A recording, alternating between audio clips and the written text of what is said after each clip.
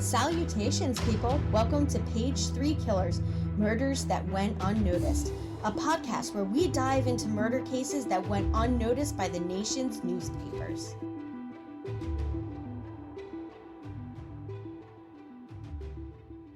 Hi, Shay. Hi, John. Hi, people. Hey, guys. How you guys doing today?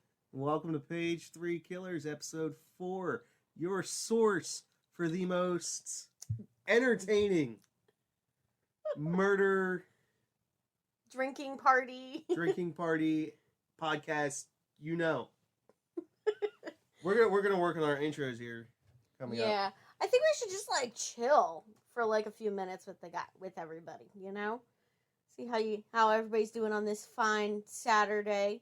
Probably not Saturday when we're posting this. They don't know what day it is. It's whenever they're listening to it. They're like, it's Tuesday morning on my way to work. Oh yeah, driving down the road. Nothing calms me down. Hopefully you guys are not drinking today's cocktail, which is coming up next. We will be discussing our cocktail. Me and John, we've had a couple tonight already. So we're having a good time so far, guys. That's probably why this intro is terrible. Anyway, let's get to the cocktail.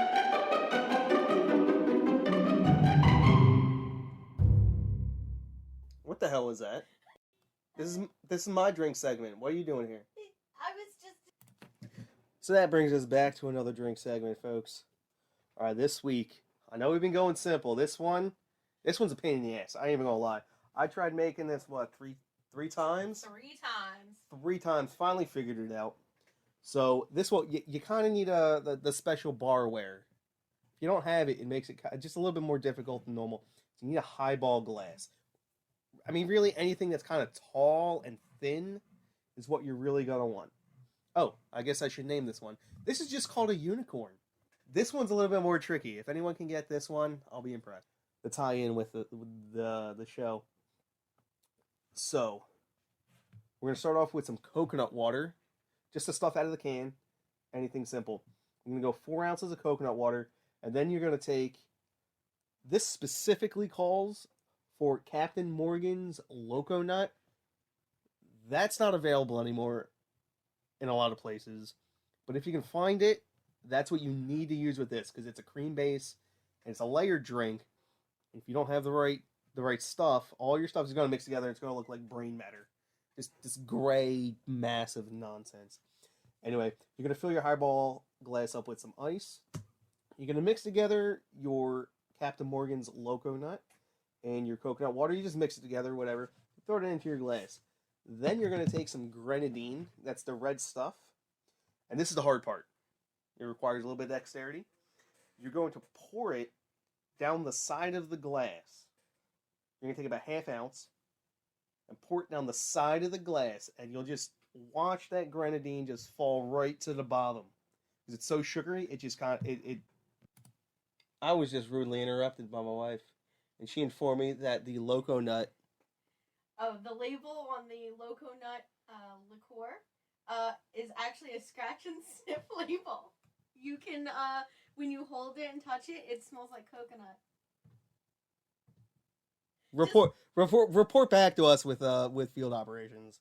Let us know some intel. And I don't even remember where I'm at. Okay, so we're sliding the grenadine down.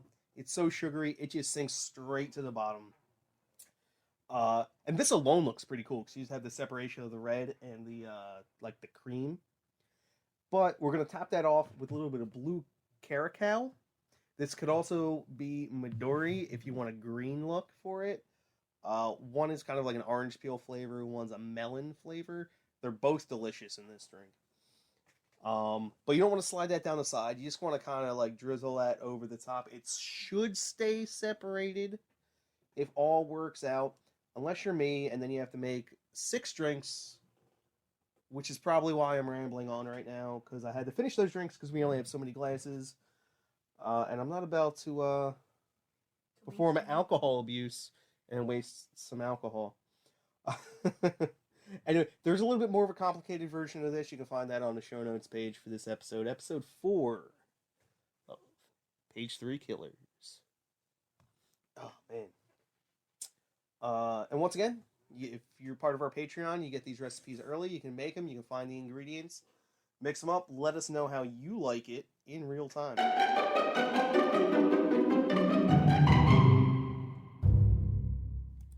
Okay. And we're back. Yeah, we're back, guys. So today's episode is Ira Einhorn. This guy is insane. This is the first guy, serial killer, murderer, that I remember seeing on the news. I don't know what it was about this guy, but his name and his image just stuck with me. I was like 8 years old or something. Really? I don't remember anything about this case until I heard about it. Yeah, well, I mean, it was his extradition. It was he killed people 10 years before I was born, but yeah. So unlike most of the people that I'm going to be discussing on this show, you're going to be discussing. I believe that's we will be discussing. Okay, we will be discussing. He's only killed one person. There's only one person that he's killed on record. Our first episode only had one person. No, one person with 2 assaults. She tried. Yes, she did. She failed miserably, so I give her... But she only killed one person. I give her, on the scale of serial killerness, I give her, like, maybe a 2, because she put in the effort. She just, couldn't bring the trophy home. All I'm saying is she only killed one person. You're lying to me. This is how marriages end. Okay, John. So let's start off by talking about what was going on in 1977, which is when this case starts. There's a lot of stuff going on in the world in 1977 and 1979, which is the other part of this. And then sometime in the 90s. I can't remember. But there's a ton of stuff going on. Oh my God, yeah. So have you heard that song by, I believe it's Bruce Springsteen, We Didn't Start the Fire? That's Billy Joel. Oh my God, Billy Joel. Yes. Don't even question me on Billy Joel. I did a high school paper on We Didn't Start the Fire because it goes through all these world events. And it was for a history class, and I rewrote the song for modern day. I wish there was a video of that. We should probably do a video of that. That would be kind of cool. I can't remember what I did 15 years ago, 20 years ago. Yeah, so... Anyway, what was going on, Shay? So we have the death of Elvis Presley. Oh, snap. And his toilet. funeral. On the toilet. Yeah, and his funeral, which took place on August 18th, and it was not televised until the 20th. Then you had 3 members of... Leonard Skinner. Oh, Leonard Skinner, the plane crash, outside of Gillensburg, Mississippi. And then you had the Voyager program launched the Voyager 2 spacecraft. Woo! Yeah, no one really cared about that, but, Then you have the German Autumn, which was the 4 Palestinian hijackers hijacked that Flight 181 to Somalia and demand the release of 11 Red Army fraction members. I'm not really sure how big... I have never heard that. I had never heard about it, but... German Autumn. It was listed as one of the big events, and it took place in October. I'll have to ask my dad. Ask your dad? Actually, speaking of Leonard Skinner, 30 seconds. My aunt saw their last show. Interesting. Joe Robbie Stadium, I think is what it's called, down in D.C. Yep. Okay. So we also had, in the United States, you had the Kelly Burns Dam break, which killed 39 people in Georgia. McDonald's released the Happy Meal for the first time. Of all the things you've just said, I believe this is the biggest news. Yes. The Happy Meal. It took over the masses, the Happy Meal. Because they had the toy. The toy. Who really cares what's going on in the world as long as you got a Happy Meal? That's true.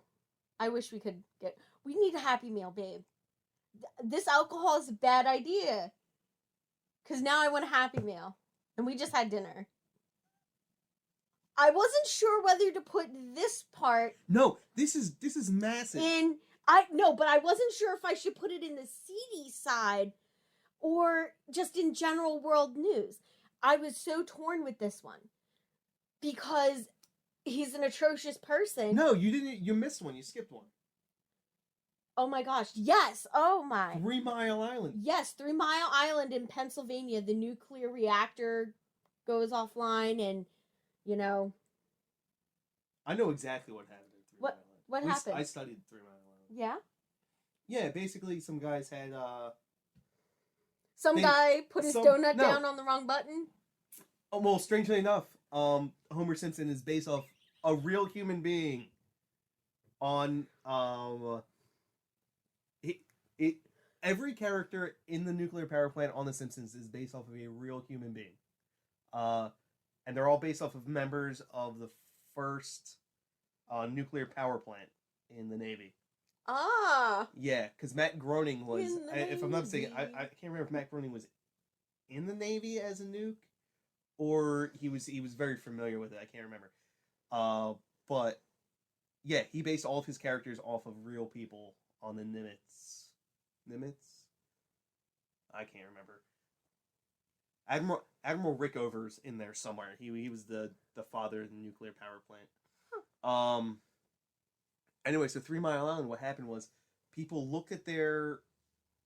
They knew that some of their detection devices were wrong. Some of their meters were wrong. And they basically... Their meters just went crazy all of a sudden. And they're like, oh yeah, our meters are all messed up, so we're not even going to worry about it. And then several hours later, they realized that the reactor had gone all haywire. Oh, wow. And that it went super critical. And then they, it's actually a really big overreaction. There was actually no radiation release? No, there was a release of radiation, which was the big deal. Mm-hmm. But there was no one got hit by that radiation. Ah, okay. So no fatalities. It was just... I cannot think of the word I wanted. No one was... Like, I mean, I guess compared to the scale of Chernobyl. No, not even close. No, nowhere close. Well, Chernobyl was a design flaw. Yeah. So that was doomed from the very beginning. Oh, man. Because, the Russians don't care about their citizens. So... we're not commenting on Russia. Please do not send assassins after us. Well, I mean, hey, if you think, Soviet Russia thought that their citizens mattered, then, I don't know, read a history book.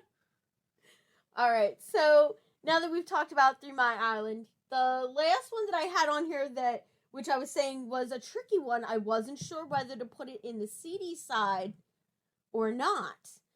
But we have the drowning death of a Nazi war criminal? Joseph Mengele, the angel of death. In Brazil. And in fact, I read, when I looked this up, that he died while swimming, so he drowned, and they did not recover his body until many years later. 6 years later? 6 years later, yeah. So he drowned in 1779. I feel like that was some crazy stuff going on right there. I feel like that was a hit, and the government just ignored it. So someone just casually waited 40 years to kill Joseph Mengele? Sure. I mean, 35 years? Hey, I mean, this is alcohol-induced pain. But, right. Yeah. I wonder if he was with Hitler at the time. That's the real question. Yeah. Oh, what was I don't know about that one, babe. I'm not a conspiracy theorist, but maybe he made it to South America. I don't know. Okay, I guess you can think that if you want. All right, I think the only way he made it there was in a casket. Onto your seedier side of things. All right, so on the seedy side, I chose to do this a little differently this time. So our seedier side comes from when he was actually supposed to be, when he was arraigned for this murder. Any particular reason why you chose to do that? So I chose because the person goes missing and isn't found dead until 1979. That's why I chose these cases here, because they happened around the time that she was found and he was arrested by police. Gotcha. Okay? So, on the seedy side of 1979, we have actor-dancer Danny Locken was murdered by a man he met in Garden Grove, California after taping a skit for The Gong Show, which I've never heard of before, and I just wasn't sure about this. It's like the America's Got Talent, but like in the 70s, and Oh. there was even less of a script, and it was all comedians just making fun of people. Oh my gosh, okay, yeah. So it was more like a whose line is that anyway kind of thing with like No, so there was like contestants who would come on and try and impress the judges, and they had this giant gong behind them. There's another what's his face? Actually, speaking of whose line is it anyway, he was the I can't remember his name. Drew Carey? No, one of the black guy. Oh, Leslie? No. I can't remember his name, but he was actually the host, I think. Oh, of really? the new Gong Show, which came out in like 2015 or something. Oh. Anyway, these guests get up there, and it's like a talent show, and you have to impress the judges, who are all comedians, and just sit there and make fun of you until they bang a gong, and if they bang the gong, then you're gone. Okay, all right. Well, this guy, Danny Locken, was murdered after he taped his final tap, I guess it was a tap dance winning skit for this show. I hope it was his last appearance, because if he got murdered, then he had another appearance. That'd be kind of weird. All right, then we had in New York City, the Guardian Angels organization is formed, and these were they basically patrolled the city because cops were inefficient at protecting citizens. So these were like citizen, like, think of like crime Avengers, but like totally useless. So like that movie where the teenagers went out in costumes and fought crime. Sort of, yes. These guys basically walked around in black leather jackets with bandanas, looking like thugs, really. Like, it was like a members-only jacket kind of thing that they wore. And so it was like the Warriors. Yeah, yes, much closer, the Warriors. And they would walk around Love the Warriors. And sort of like police the rail system. In fact, there's a case that happens in the 80s where somebody shoots a bunch of unarmed black youths on the train. This one guy. Youths? Children. Teenagers. What's a youth? Youths. You're driving me crazy, boy, okay? So that guy shoots a couple of these kids, and almost the entire documentary is like the leader of the Guardian Angels just talking about what they used to do and how guilty these kids were of a crime that they didn't commit. You know, they just basically got murdered for no reason. And the entire city tried to make it out like they were terrible human beings. There's definitely a Law and Order's episode about this. Yes, there is. And then in San Francisco, California, you had the Golden Dragon Massacre, which I did not get a chance to look up before this show. Is this Chinatown? But yes. It happened in Chinatown, San Francisco. And I think it might be an interesting story to look into. So I'm going to take a look at that one. Wait, so is this story somehow going to make our big news of the year and become one of our episodes as an unknown? I'm not sure what you're asking me. There's too much alcohol in my brain. All right, keep on going.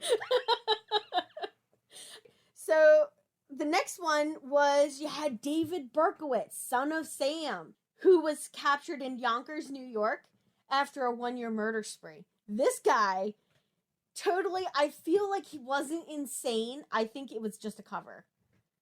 I don't know. We're not talking about him this episode. I know. Move on. And then you have overseas in Scotland, you had the World's End Murders, which is so interesting. In fact, we might do a case about it. Again, how are you going to do this? They can't make the news that covered up our story and then become one of our stories. Well, you would just run the same things covering it up. But that was news in Scotland. It wasn't news here. You know, it didn't make the news here. It made the news in Scotland. Okay. So, which is why they never heard of Ira Einhorn. That's fair. So, let's get back to good old Ira Einhorn. So, His nickname... You shouldn't say his nickname. I shouldn't say his nickname yet? No, skip it. Skip it. We're not even going to come back to it for reasons. Okay. You'll know. We'll come back to it later. All right. He also was an American environmental activist, and I believe he's accredited to helping organize the first Earth Day, although the people that run the Earth Day organization strictly say he had nothing to do with it now. Conveniently. Yeah, they're just like, no, he had nothing to do with it. He was just there. He just gave a speech. That's it. He had no involvement. Now, the person that he is convicted of murdering is his ex-girlfriend, and she was his ex-girlfriend at the time, Holly Maddux. On September 9th, 1977, she goes missing on a trip to their apartment that he kept. He's living there.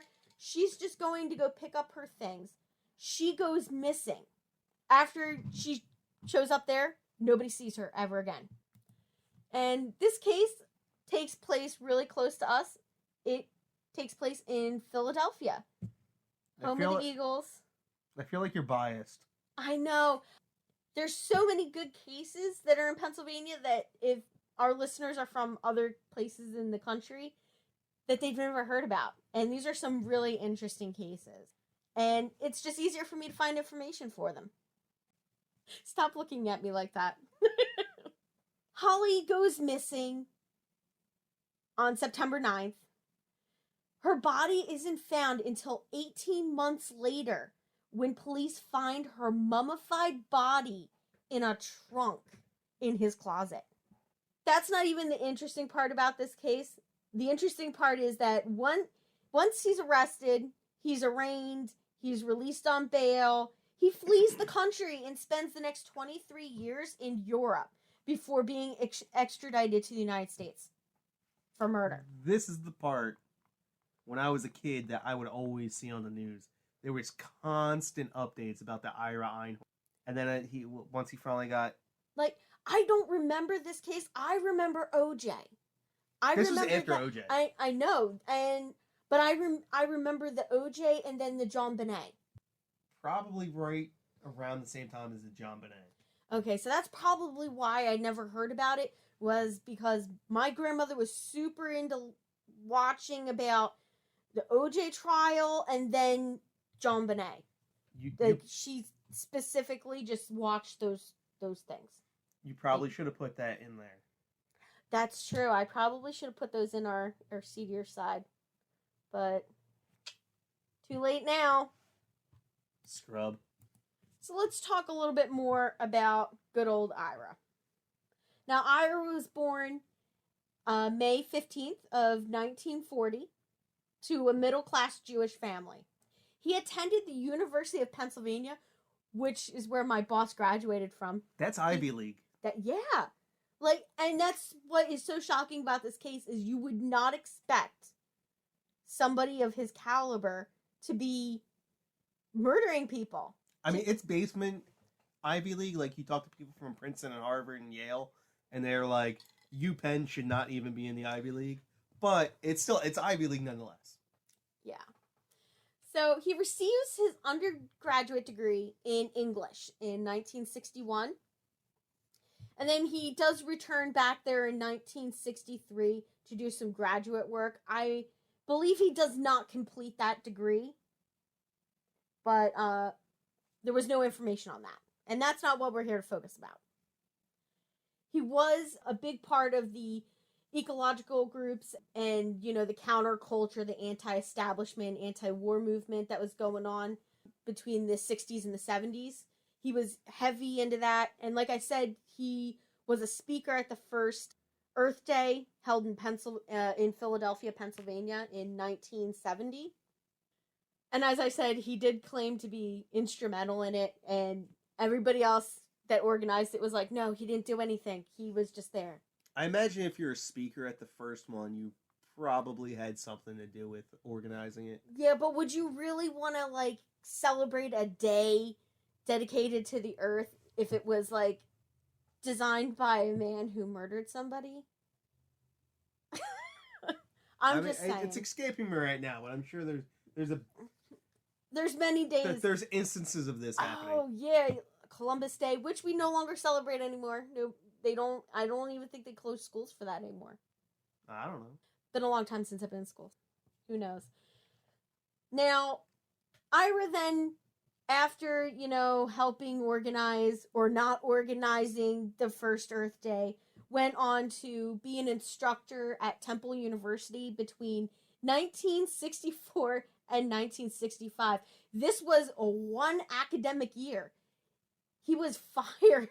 They did not re-sign his contract. They terminated it after the 1 year because he gave a controversial interview that went against their political beliefs or their own beliefs. I wonder what that was about. I don't know, but somebody did say that you can watch it up on YouTube. Way to do your research. Sorry, I don't have time to be looking up every little thing on here. Okay. Gotta work my job too. Where are we at? Now, he also was a resident fellow at Harvard Institute of Politics during the autumn of 1978 semester. That's like a big gap. Yeah, it's a huge gap between 65 and 78. And in fact, the 78 is right after he murdered, or during and after the time that he murdered Holly. Interesting. Yeah. Speaking of the murder, Holly. Yeah, let's get into that. So they had been in a 5-year relationship, Holly and Einhorn. They had the heart with the E and the H, E plus H in the heart on a tree. Oh, they carved it into a tree? Oh, how sweet. Yeah, that kind of thing. They were in love. So Holly was a graduate from Bryn Mawr College, and she was originally from Tyler, Texas. I'll give anyone $10 if they can spell Bryn Mawr without looking it up. You can't. Most Pennsylvanians or Philadelphians can't spell Bryn Mawr. So I'm not going to blame them if they can't. Yeah, spell Schuylkill too.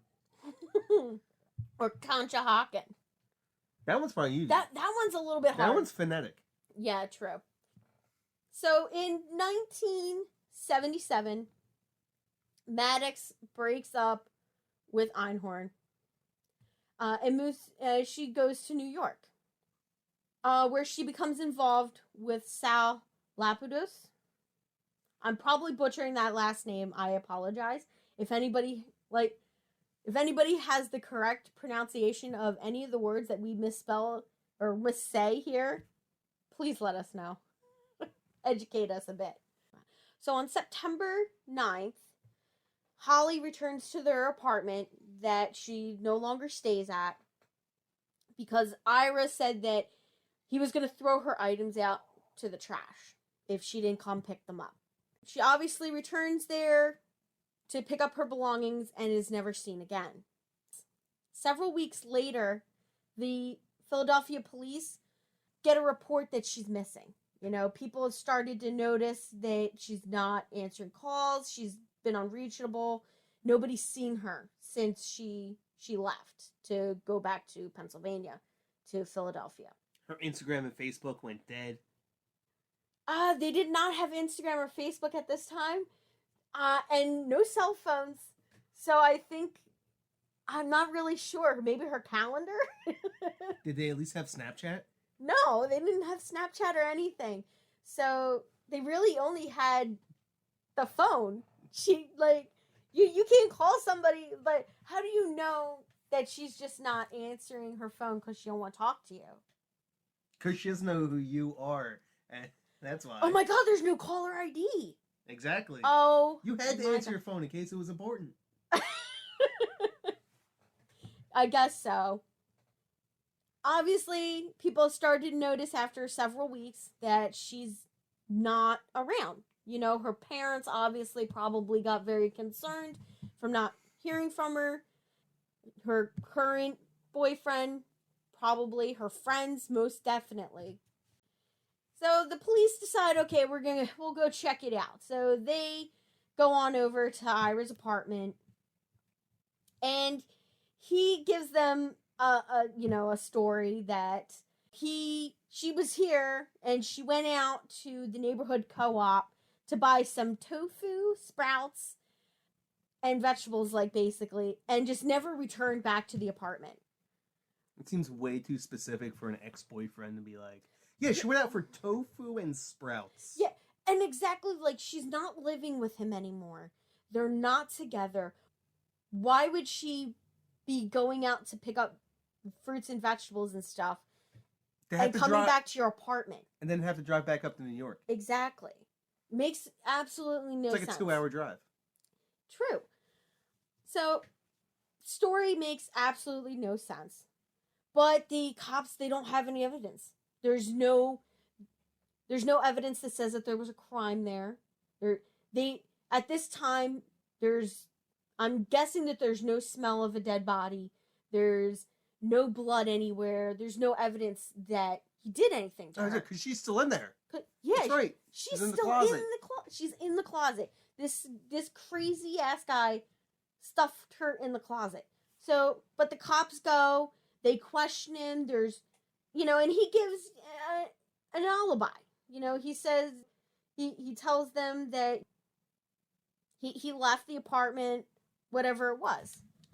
But that alibi starts to come into question not too long after that, when neighbors start complaining of a foul smell coming from the apartment that Ira and Holly shared together. Now, the police, they find this suspicious, and they got to collect more evidence. He's a dirty hippie, so... Yeah, so, I mean... Wait, hold up. What does that have to do with anything? Well, I'm just saying, he's a dirty hippie. If I was his neighbor, I just, some weird-ass smell coming from his apartment, I'd be like, oh, dirty hippie's just growing something weird. Or he has, burning some sage or some medicinal herbs. Or he decided that taking a shower is a waste of water, so he hasn't showered in 16 days. I don't know. Oh my god, I can't. Oh man, that makes my stomach turn just thinking about somebody not bathing for 16 days. Let's get back to the case, babe. We're going off on too many tangents tonight. So without evidence, the police's hands are really tied. So while they're investigating, she is still in that closet, which is terrifying to me. 18 months later, they finally have enough contradicting evidence with his statements that he's made to police, statements made by other people, everything that's going on. So about 18 months later, on March 28th, 1979, Maddux' decomposing body was found by police stored in a trunk in Ira's closet. After finding the body, a police officer reported to the news that he said to Ira, "It looks like we found Holly." And Ira replies, "You found what you found." Just like nonchalant. You found what you found. In reference to her body. Was he wrong? No, he was not wrong. Ira's lawyer, Arlen Specter. Yeah, he was a senator. He was a senator for Pennsylvania. I remember this guy. My mom was heavy into local politics in Bucks County, which is not very far from Philadelphia. We're maybe maybe a 40-minute drive? Less? Bucks County touches Philadelphia County. Yeah. They share a border. We're super close to Center City. And my mom had, being into politics, has met Arlen quite a few times. They were both Republicans. Yes. Arlen Specter negotiates Ira's bail at around $40,000. Which is actually a ton of money at the time. Yes. At the time, this was a lot of money. It probably would have been maybe 100,000 equivalency? Look this bad boy up. Oh my god, this drink is so good. Guys, if you guys have not already looked at this week's drink, I recommend it. It is so tasty. Very, very tasty. Was it 77 or 79? 79 is when he was arrested. So I'll multiply that by like 4.5 times. Wow. Yeah, that's a lot of money. About 200 grand. So he posts the 10% bond of which is $4,000 and skips town. And the person that helps him skip town is Barbara Brunfront. She's a Montreal socialite who shared some of Ira's interests, such as his interest in the paranormal. Oh, he's one of those people? Yeah, super into the paranormal. Believes that ghosts and specters are real. Like his lawyer? Yes. Could you just imagine that Casper walking in with a briefcase and a tie to a courtroom? No, I can't. I don't know where you're going with that. Casper the friendly ghost, specter, ghost, ha ha ha. Okay. So, she really aids him in financially to support his lifestyle while he is on the run. She's a sugar mama.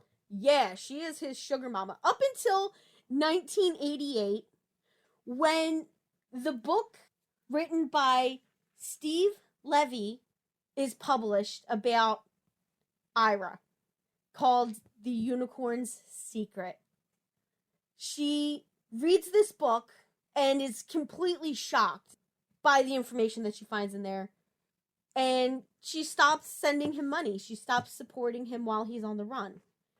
In 1981, just days before the murder trial was set to begin, is when he jumped bail and fled to Europe, where he then lives for the next 17 years, married to a Swedish woman, Annika Floden? Floden?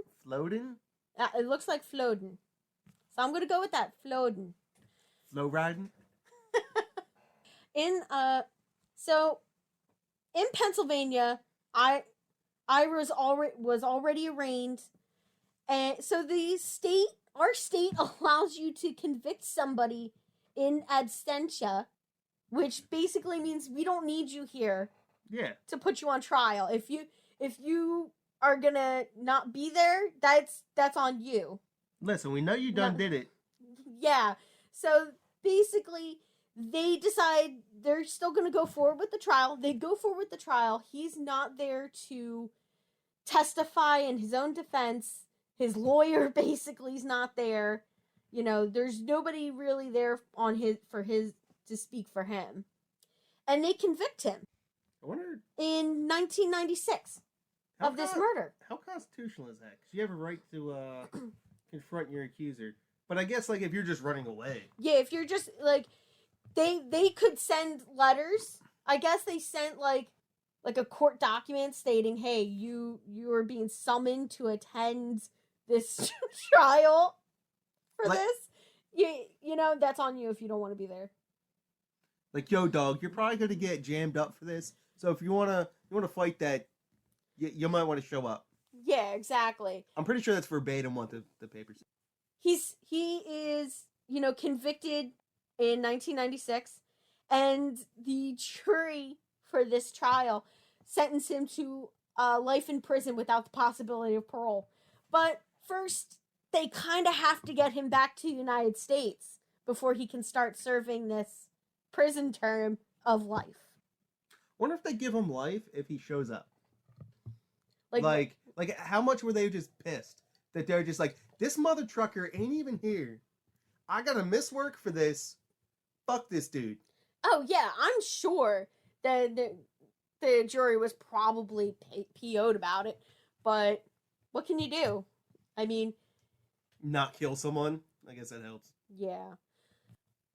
All right. So now we're going to talk about the extradition of Ira back to the United States. Now, this is a process that takes forever. I'm telling you, this is a really long time.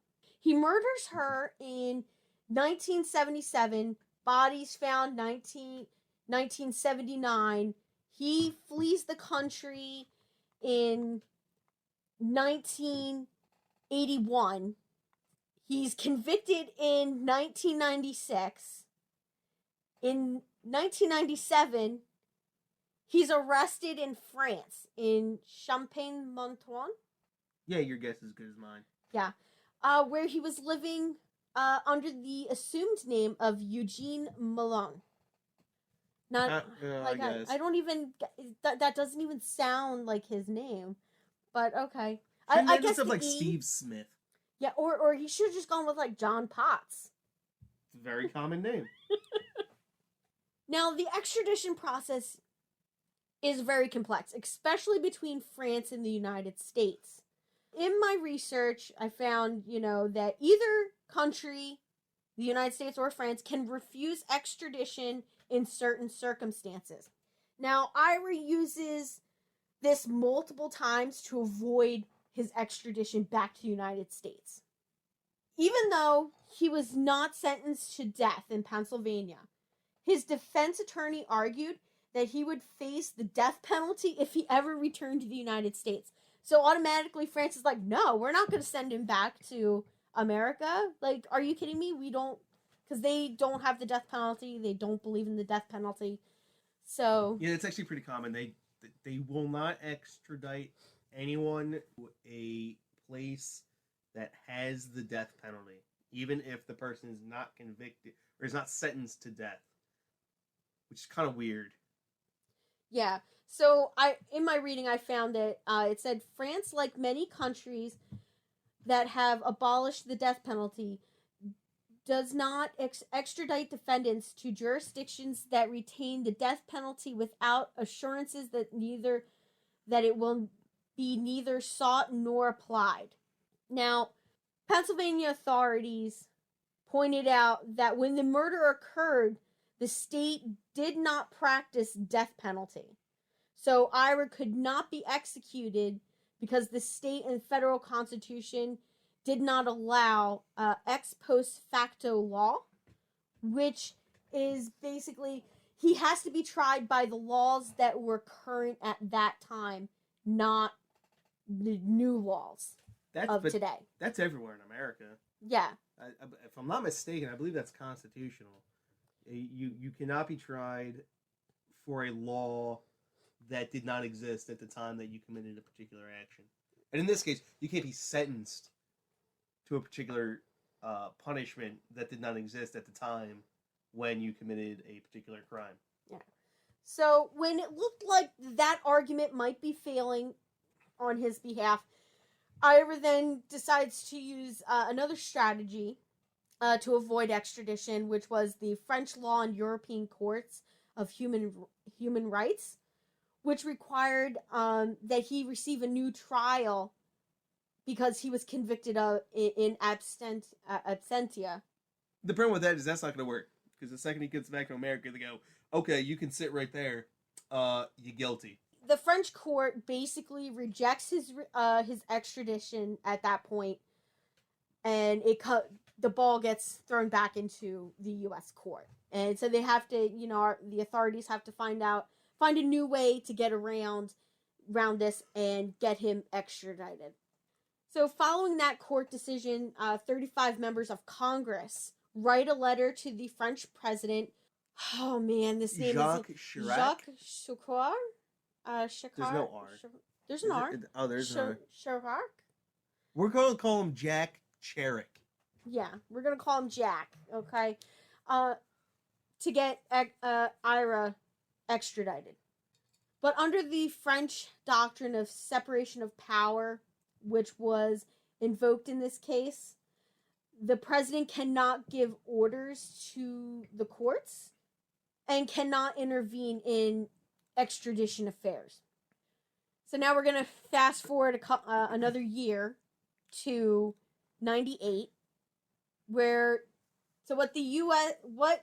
Pennsylvania does to get him extradited back to the United States, they basically pass a law called the Einhorn Law that allows defendants convicted in absentia to request another trial. I like this law. I think this law makes a ton of sense. Just in general. like this case not included, if you're convicted in absentia, and then you come back and you go, oh no, I didn't do it, and I have proof I didn't do it. I was running away because I was scared because I was, whatever. At the time, I did not have the particular evidence to prove my innocence. Yeah. I think that's a great law. So it is. At the very least, out of this case, we got a really good law. Yes. Even if it's never really used for anything other than getting this asshat back to America. Yeah. And really the whole point of a trial is for both sides to be able to speak. So when you have like a case like that where only one side's being heard, it's not necessarily, the scales of justice aren't necessarily even. You think, like I was because saying it's earlier, not an even playing field. Earlier, you have a right to defend yourself. You have a right to a defense. Yes, you have a right to a swift and speedy trial, but you have a right to confront your accuser, in which this case it would be the state because it's a murder case. But if you're ever convicted in absentia, you've been denied that right. Yeah. So, not to be outdone, Ira's attorney tries another thing. He's like, okay, well, let's try this. So, he criticizes the bill as unconstitutional and tries to get the French court to deny the extradition, once again, on the grounds that the law would be inapplicable. So basically, he's like, no, this law wouldn't apply to my client. But the law is specifically written for his client. It's named after him. It's the Einhorn Law. Well, it's nicknamed after him. Yeah. So it's really for this case. So the French court takes a look at it and they decide, we can't rule on the constitutionality of foreign law. So they kind of have to go with it. But unfortunately, at this point in France, under their current court law, they have to let Einhorn free out of jail. No, you can't just keep him because there. they can't keep him there indefinitely, and they've exhausted the time frame because he hasn't been tried and found guilty of anything by French law. So they let him go, and the police basically sit on him, he's like under police supervision. Like they are literally outside of his house. When he leaves, they leave with him. It's not, so he's like basically on like remand, like would be like a, he's on like super parole. Yeah. The U.S. government is still not satisfied. They're like, oh, this sucks. We're not letting him get away with this. So now they get the Prime Minister, Lionel Jospin, involved. And I'm pretty sure that's how his name is pronounced. Jospin. He gets involved.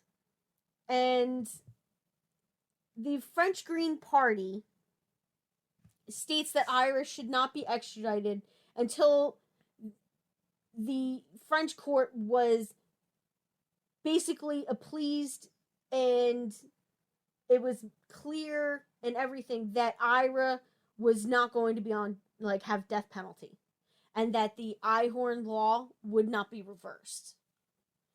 Because see, that's tricky. They're just playing games at that point, because that's the whole point of our particular jurisprudence, is to be able to reverse unjust laws. Yes. So, by definition, every law is reversible.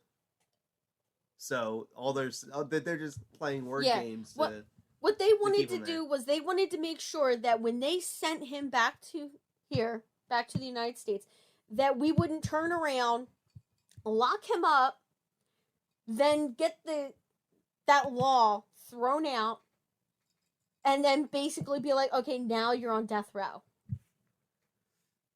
Because you made us fuck around with this. Yeah, but they can't. No, well, that's the thing. So here's the thing. You can't be tried for double jeopardy. So if they ever throw out his conviction, he has double jeopardy protection. So they would just never throw out his conviction unless it was under this Einhorn law, which wouldn't necessarily even throw out his conviction. It's an attempt to overturn his conviction. Yeah. So, at this point, the prime minister is like, oh, you guys are just fucking around. So, Jospin says, nah. He rejects the Green Party and the courts, and he says, no, we're extraditing this bitch. He sends him back to the United States. He's like, I'm tired of playing around with this.